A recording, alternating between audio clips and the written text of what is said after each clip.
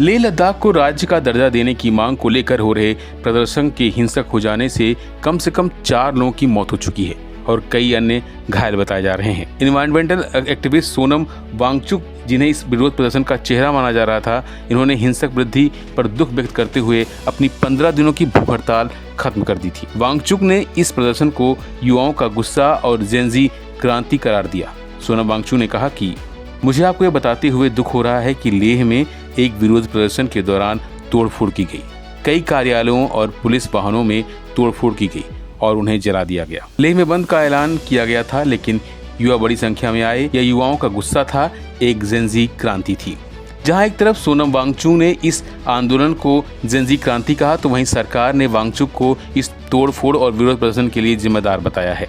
केंद्र सरकार ने कहा कि स्थिति जानबूझकर पैदा की गई थी और बातचीत 6 अक्टूबर के लिए पहले ही निर्धारित थी।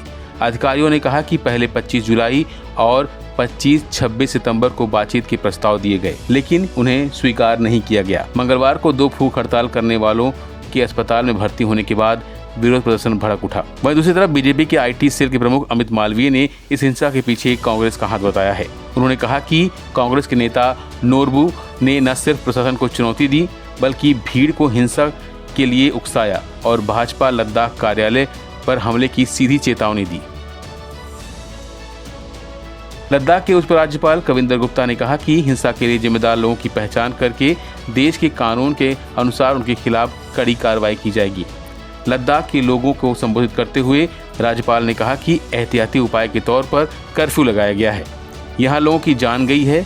मैं उनके परिवारों के प्रति संवेदना व्यक्त करता हूँ और अधिक रक्तपात रोकने के लिए सभी आवश्यक उपाय किए जाएंगे। किसी भी सूरत में हिंसा बर्दाश्त नहीं की जाएगी। उन्होंने पुलिस और जिला प्रशासन को शांति भंग करने और संपत्तियों को नुकसान पहुंचाने के लिए जिम्मेदार सभी तत्वों की पहचान करके उनके खिलाफ कड़ी कार्रवाई करने के निर्देश दिए हैं। लद्दाख में शांतिपूर्ण माहौल को बिगाड़ने की साजिश के तहत हिंसा भड़काई गई। उपराज्यपाल ने लद्दाख के लोगों को शांति व सद्भाव बनाने और सामाजिक ताने बाने तथा सार्वजनिक व्यवस्थाओं को बिगाड़ने की कोशिश करने वाले तत्वों के बहकावे में न आने की अपील की है। फिलहाल से बस इतना ही। बाकी अपडेट बने रहिए वन इंडिया हिंदी के साथ।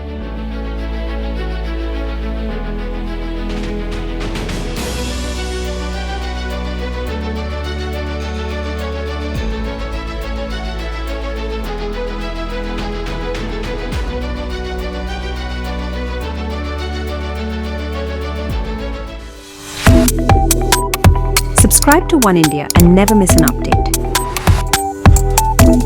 Download the One India app now.